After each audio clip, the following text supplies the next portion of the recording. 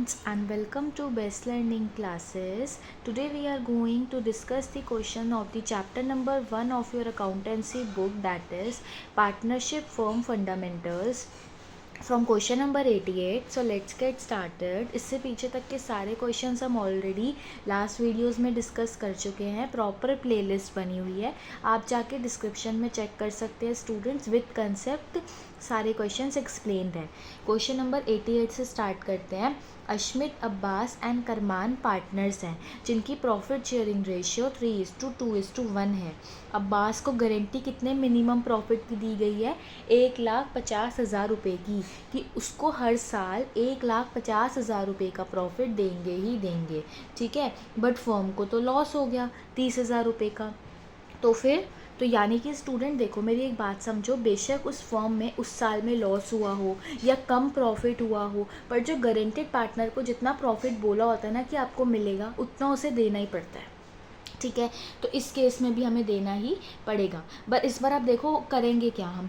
सबसे पहले उन्होंने हमें बोला है कि लॉस हुआ है कितने रुपए का? 30,000 रुपये का लॉस हुआ है. तो अगर लॉस होता है तो उसको P&L एप्रोप्रिएशन अकाउंट के डेबिट साइड पर डालते हैं. तो मैंने पहले यहाँ पे 30,000 रुपये का लॉस डाल दिया कि इस बार मुझे 30,000 रुपीज़ का क्या हो गया? लॉस हो गया. तो इतना तो पहले पुट कर दिया. इसके बाद क्या करेंगे, अब अब्बास को हमें गारंटेड प्रॉफिट देना है कितना? 1,50,000 रुपये का. तो पहले मैंने यहाँ लिखा टू अब्बास कैपिटल. ये क्या है? ये है गारंटेड प्रॉफिट, कि इतना उसे हम देंगे ही देंगे. ठीक है, कितने रुपए का है? 1,50,000 रुपये की उसको गारंटी मिली हुई थी ना कि इतना प्रॉफिट तो उसे मिलेगा ही मिलेगा. तो ये हमने उसको दे दिया, है ना. अब इसके बाद क्या करेंगे स्टूडेंट्स, और हम कुछ भी नहीं कर सकते. अब हम ऑब्वियस सी बात है, आपको दिख रहा है कि पहले भी लॉस था, अब उसे और हमें गारंटेड प्रॉफिट देना पड़ा, तो लॉस बढ़ गया. देखो डिस्ट्रीब्यूटेबल लॉस यानी कि पहले हमारा लॉस 30,000 रुपीज़ का था, फिर हमें अब्बास को 1,50,000 रुपये देने पड़े. तो अब टोटल लॉस 1,80,000 रुपये का हो गया, जो कि बाकी के पार्टनर्स को बियर करना पड़ेगा.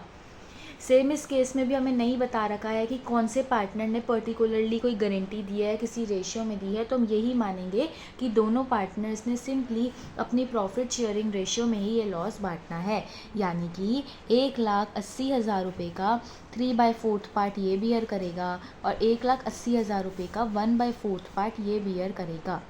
सिंपली समझ में आया. तो यानी कि देखो स्टूडेंट्स, हुआ क्या है यहाँ पे कि जब भी अब गारंटेड पार्टनर को देना ही देना है और लॉस भी तो हो गया है ना, तो ये लॉस किसी ना किसी को तो बियर करना पड़ेगा. कोई बाहर से आके हमें पैसा थोड़ी दे देगा कि भैया हम आपको पैसा दे रहे हैं और आप उसको गारंटेड प्रॉफिट दे दो. नहीं, वो तो बाकी पार्टनर्स के लिए लॉस में ही काउंट होगा. तो कि उन बेचारों को तो लॉस होने के बावजूद भी उसे हर साल गारंटेड प्रॉफिट देना ही पड़ेगा. कई बार क्या होता है, अब आप बोलोगे कि ऐसा क्यों होता है, क्यों किसी को गारंटेड प्रॉफिट पे एंटर करते हैं. सी देखो क्या होता है, कई बार क्या होता है, एक पर्सन का ना नाम ही काफ़ी होता है अपनी फॉर्म को चलाने के लिए, है ना. उसकी गुडविल ही इतनी अच्छी होती है कि हम उसको ले लेते हैं और हम कहते हैं कि हमारा फॉर्म बिजनेस जैसा भी चले, तेरे को हर साल 1,50,000 का प्रॉफिट मिल ही जाएगा. तो इट मीन्स ऐसे जिनकी गुडविल अच्छी है या उनकी नॉलेज अच्छी है, हमारे फॉर्म बिजनेस के लिए बेनिफिशियल होगा, तो उन लोगों को एंटर किया जाता है. और उनको ये मनाने के लिए कि वो हमारी फॉर्म में आ जाए ना, तो उनको गारंटी दी जाती है कि इतना प्रॉफिट आपको देंगे. तो फिर देखो अब यहाँ पे क्या हुआ, ये P&L से हमने लॉस डाला और ये आया. अब डिस्ट्रीब्यूटेबल प्रॉफिट 1,80,000 का आया, जो कि इस तरीके से दोनों पार्टनर्स में बढ़ जाएगा. तो वही हमने यहाँ पे लिखा कि by loss transferred to Ashmit and Karman, इन दोनों में ट्रांसफ़र होना है. तो इसके पास कितना आ रहा है? 1,35,000 और इसके पास 45,000. टोटल 1,80,000 रुपये का लॉस हमने डिस्ट्रीब्यूट कर दिया और अब हमने अपने अकाउंट को क्लोज़ कर दिया सिंपली.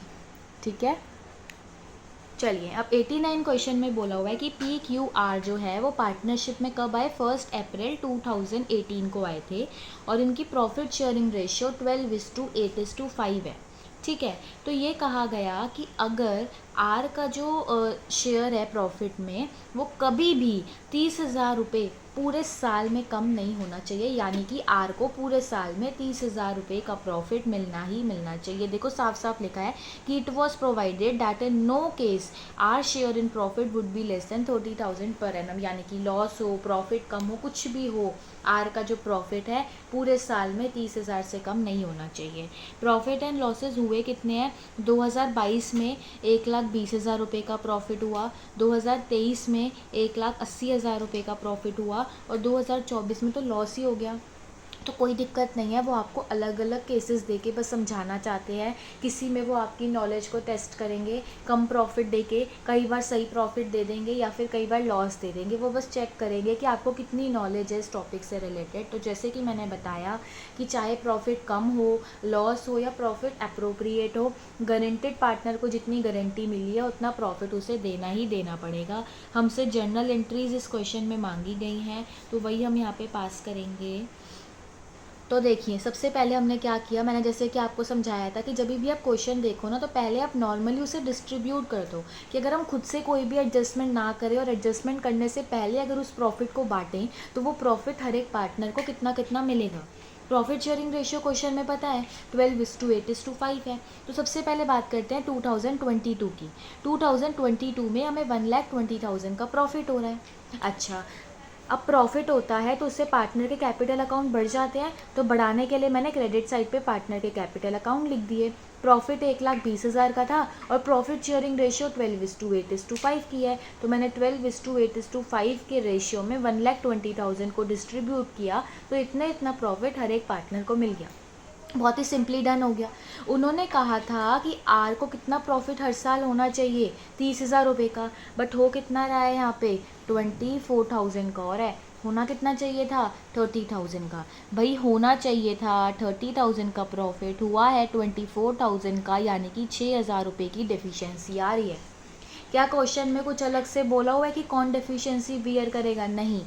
तो हम बाय डिफ़ॉल्ट मान लेंगे कि बाकी के जितने भी पार्टनर्स बचे वो अपनी प्रॉफिट शेयरिंग रेशियो में इस डेफिशिएंसी को बियर करेंगे। तो वही मैंने किया कि बाकी बचे पी और क्यू, इन दोनों ने सिंपली अपनी प्रॉफिट शेयरिंग रेशियो में 6,000 की डेफिशिएंसी को बियर किया। तो अगर ये लोग डेफिशिएंसी बियर करेंगे, ऑब्वियस सी बात है अपना कैपिटल कम करेंगे तभी तो आर को देंगे। तो इन्होंने अपना कैपिटल कम किया डेबिट करके और आर को दिया, तो आर का कैपिटल अकाउंट बढ़ गया, तो बढ़ाने के लिए क्रेडिट हो गया, है ना। अब ये एक ईयर हुआ, 2022 ओवर हुआ। अब हम गए 2023 पे। अब 2023 में भी प्रॉफिट हो रहा था 1,80,000 का। तो हमने फिर से वही किया कि हमने पहले बिना किसी एडजस्टमेंट के 1,80,000 को प्रॉफिट शेयरिंग रेशियो में पार्टनर्स में बांट दिया।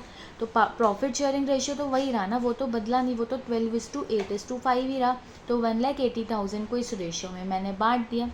फिर मैंने चेक किया कि क्या इस बार भी आर का शेयर गारंटेड प्रॉफिट से कम है, तो नहीं। 30,000 की गारंटी थी और उसका प्रॉफिट तो 36,000 आ गया। इट मीन्स एब्सोल्युटली करेक्ट है। इस बार हमें कोई भी एडजस्टमेंट करने की ज़रूरत ही नहीं पड़ेगी, क्योंकि जितनी उसको गारंटी मिली थी उससे ज़्यादा तो उसको प्रॉफिट हमने दे दिया है, तो अब तो कोई भी दिक्कत नहीं है। अब ऐसा मत सोचना कि मैम इससे 6,000 अब ले लेंगे क्योंकि सिर्फ 30,000 देना है। नो।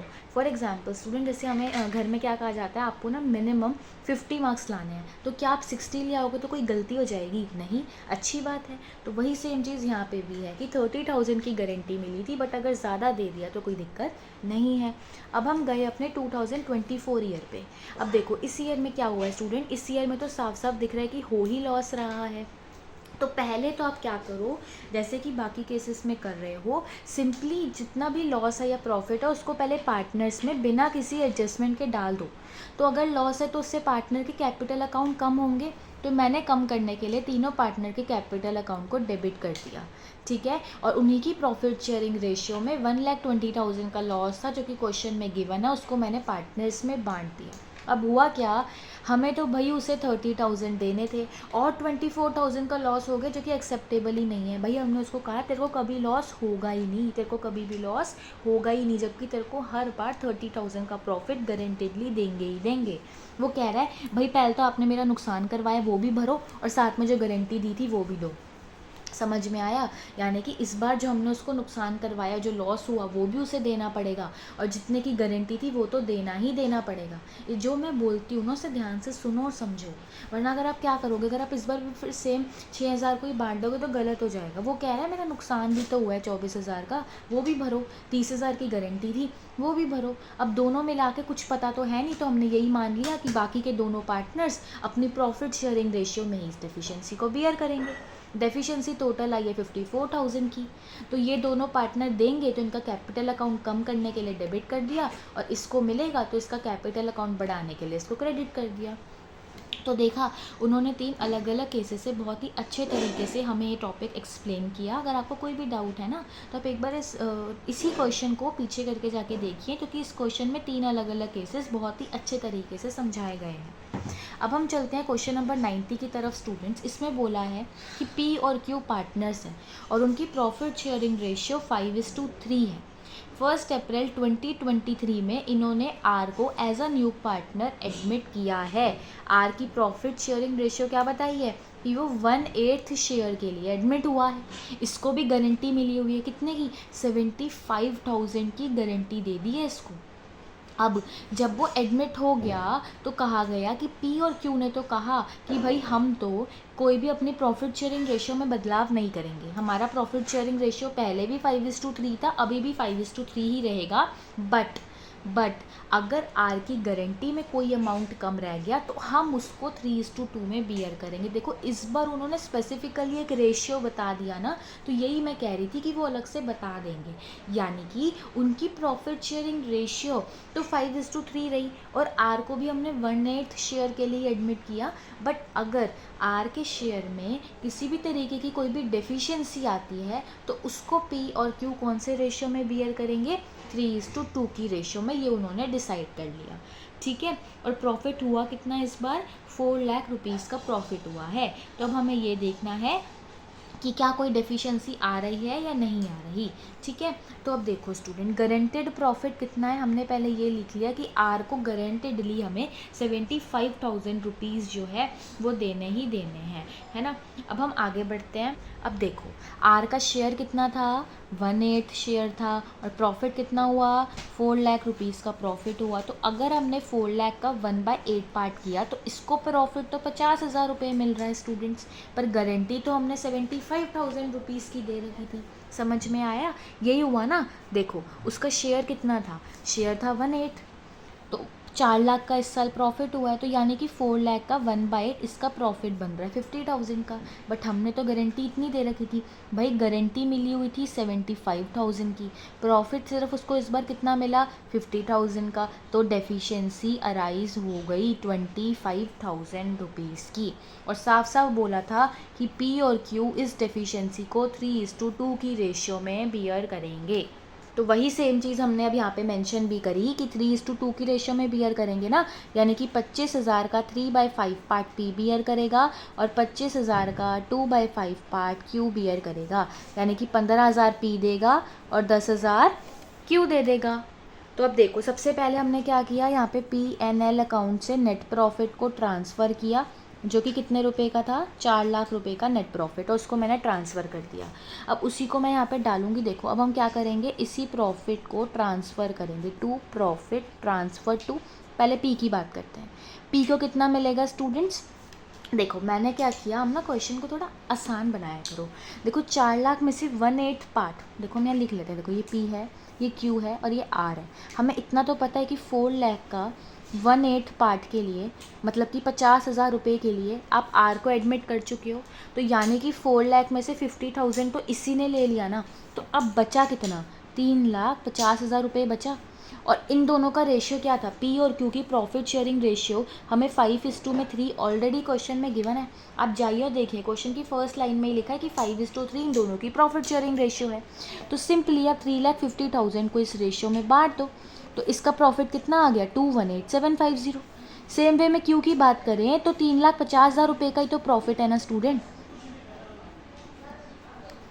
तो 3,50,000 का 3/8 पार्ट दैट इज़ 131250 ये क्यू का प्रॉफिट हो गया। ठीक है, तो मतलब निकाला कैसे कि 4 लाख में से 50,000 तो 1/8 क्यू के लिए फिक्स्ड हो गया ना, तो बाकी का ही तो दोनों पार्टनर्स को मिलेगा उनकी प्रॉफिट शेयरिंग रेशियो में, तो वो बांट दिया। ठीक है, बट अब हुआ क्या आगे, अब इसके पास 15,000 और आ गए, किसने दिए, पी ने। तो अगर पी देगा तो खुद का कम करेगा ना, आर को दे रहा है तो खुद अपने 15,000 रुपये कम कर रहा है, तो इसका फाइनल कितना बचा, इतना। फिर इसको 10,000 और मिले, किसने दिए, क्यू ने। तो अगर ये आर को दे रहा है तो अपने में से 10,000 रुपये कम कर रहा है, यानी कि अब इसका इतना बचा। और इसको हमने 75,000 की गारंटी दी थी, वो हमने इसको दे दी, और अब टोटल दोनों साइड 4 लाख आ गया और ये अकाउंट क्लोज हो गया। अब क्वेश्चन नंबर 91 में लिखा हुआ है कि ए और बी की जो प्रॉफिट शेयरिंग रेशियो है वो 3:2 है। उन्होंने सी को एडमिट किया है, कैसे, as a manager. They admit C their manager as a partner, यानी कि सी पहले से ही उस फर्म में एज अ मैनेजर तो वर्क कर रहा था, बट अब हमने उसको कहा है कि अब तो साथ में हमारे बिजनेस में पार्टनर भी बन जा। ठीक है, तो अब कब से बोला उसे कि 1 अप्रैल 2023 से आप पहले से मैनेजर तो थे ही, साथ में पार्टनर भी बन जाओ, हम आपको 1/4 शेयर प्रॉफिट का प्रोवाइड करेंगे। देखो, सी जब मैनेजर था ना तो उसे पूरे साल में 27,000 की सैलरी मिलती थी और उसे 10% का कमीशन भी मिलता था, है ना। तो अब देखो क्या लिखा हुआ है कि in terms of partnership deed any excess amount which C will be entitled to receive as a partner over the amount which would have been due to him if he continued to be the manager will be borne by A। यानी कि partnership deed में लिखा गया है कि अगर सी जब partner बन जाएगा तो उसको कुछ एक्सेस फ़ायदा होगा, तो क्या अब हमने उसको कहा है ना कि प्रॉफिट में से 1/4 शेयर आपको देंगे।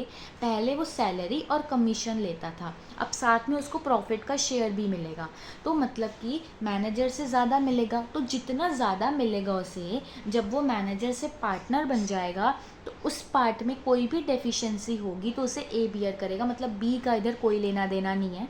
बी कह रहा है मैं कुछ भी नहीं दूंगा, अपनी मर्जी से एक ही बात मान गया है कि एडमिट कर लो सी को एज अ पार्टनर, बट सी को कोई भी डेफिशिएंसी होती है तो उसमें बी कुछ भी कंट्रीब्यूशन नहीं करेगा, सारा कंट्रीब्यूशन कौन करेगा, ए अकेले करेगा। ठीक है, प्रॉफिट हुआ कितना है, 2,25,000 रुपीज़ का प्रॉफिट हुआ है। तो सबसे पहले वर्किंग नोट में चलते हैं। देखिए, जब वो मैनेजर था सी तो उसको सैलरी कितनी मिल रही थी, पूरे साल की 27,000 रुपये की सैलरी उसे मिल जाती थी, और कमीशन कितना मिलता था, 10%। बट आफ्टर चार्जिंग है, इस चीज़ का ध्यान रखना है, बोला था कि जितना भी प्रॉफिट है ना उसमें से पहले सैलरी माइनस कर दो और उसके बाद भी आफ्टर रेट वाला लेना है, यानी कि 10/100 प्लस रेट करके वो वाला अमाउंट लेना है। देखो यहाँ पे साफ साफ लिखा है, देखो क्या लिखा है, she will be entitled to a commission of 10% of net profit after charging such salary and commission, यानी कि सैलरी भी पहले माइनस करनी है एंड आफ्टर चार्जिंग कमीशन है, यानी कि 100 में रेट भी प्लस करके वो वाला अमाउंट लेना है। तो वही यहाँ पे लिया, तो अगर इसको सॉल्व करेंगे तो अमाउंट आ जाएगा 18,000 रुपये, यानी कि अल्टीमेटली वो 45,000 रुपीज़ पूरे साल के ले लेता था जब वो मैनेजर था। ठीक है, ये तो सी की बात हो गई। अब आगे देखिए क्या होता है, जब ये सब हो जाएगा तो अब ए और बी का भी तो कोई प्रॉफिट था, कुछ तो वो दोनों भी लेते थे, और उनकी प्रॉफिट शेयरिंग रेशियो क्वेश्चन में कितनी बता रखी है, 3:2 की बता रखी है। देखो भाई, 2,25,000 का प्रॉफिट हुआ है, उसमें से 45,000 तो सी को देने में ही चला गया, तो बचा कितना, 1,80,000। अब ये 1,80,000 कौन ले लेगा, ए और बी ले लेंगे 3:2 की रेशियो में, यानी कि 1,80,000 का 3/5 पार्ट दैट इज़ 1,08,000 रुपीज़ ए ले लेगा, और 1,80,000 का 2/5 पार्ट दैट इज़ 72,000 बी ले लेगा। तो यानी कि देखो, पहले तो P&L अकाउंट से यहाँ पे नेट प्रॉफिट ट्रांसफ़र हुआ, तो यहाँ पे नेट प्रॉफिट बता कितने रुपीज़ का रखा है, 2,25,000 का नेट प्रॉफिट है। अब इस प्रॉफिट को हम ट्रांसफ़र करेंगे टू प्रॉफिट ट्रांसफ़र टू, पहले है ए। ठीक है, ए को कितना हो रहा है स्टूडेंट प्रॉफिट, 1,08,000 रुपये का।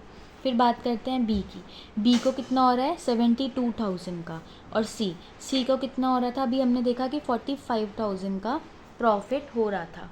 अब देखो सी को क्या बोला गया था कि जितना भी प्रॉफिट होगा उसको कितने शेयर के लिए एडमिट किया है, 1/4 के लिए, यानी कि प्रॉफिट हुआ है 2,25,000 का, उसके 1/4 के लिए उसे एडमिट किया, यानी कि 2,25,000 का 1/4 अगर मैंने किया तो मेरे पास 56,250 आ रहा है। उसे कहा था कि भाई अभी आप वो मैनेजर से बन जाओ पार्टनर, हम आपको 1/4 उस साल के प्रॉफिट का हर बार दे देंगे। वो खुश हो गया क्योंकि उसको ज़्यादा मिलने लग जाएगा।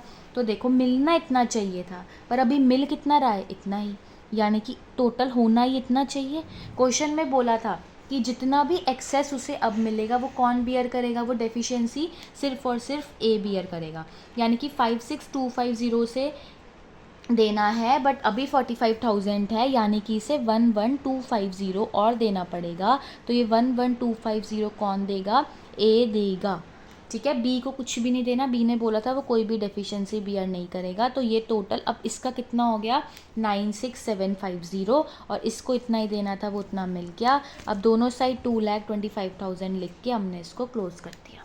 समझ में आया ना। देखिए प्रॉफिट 2,25,000 का था और हमने सी को एडमिट जब करा था कि एज अ पार्टनर बन जाओ तो 1/4 शेयर के लिए करा था, यानी कि 56,250 का अमाउंट बनता है ना। बट उसको अभी मिल कितना रहा था, देना इतना था हमें पर मिल अभी 45,000 रहा था, यानी कि 11,250 की डेफिशिएंसी आ रही थी ना। तो ये 11,250 की डेफिशिएंसी कौन बियर करेगा, ए, यानी कि उसको अभी मिल कितना रहा है 1,08,000, बट वो कह रहा है मैं सी को इतना दूंगा, तब उसका फाइनल प्रॉफिट कितना बन रहा था, ये बन रहा था। ठीक है, तो ये चीज़ थोड़ी सी इंपॉर्टेंट है तो इसलिए इसको 2 बार समझ लिया। अब नेक्स्ट क्वेश्चन पे चलेंगे, that is question number 92। Question number 92 में बोला हुआ है कि असगर, चमन और ढोलू जो है वो पार्टनर्स हैं, उनके कैपिटल अकाउंट के बैलेंसेस हमें बता रखे हैं 6 लाख, 5 लाख एंड 4 लाख 1 अप्रैल 2023 को, यानी कि अगर 1 अप्रैल 2023 के बैलेंसेस है, यानी कि ये ओपनिंग कैपिटल के बैलेंसेस गिवन है। प्रॉफिट्स और लॉसेस को 4:2:3 की रेशियो में ये तीनों पार्टनर्स शेयर करते हैं।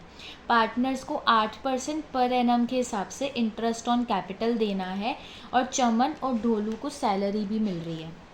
चमन को सैलरी 7,000 पर मंथ मिल रही है, तो पूरे साल की निकालने के लिए 12 से मल्टीप्लाई करना पड़ेगा।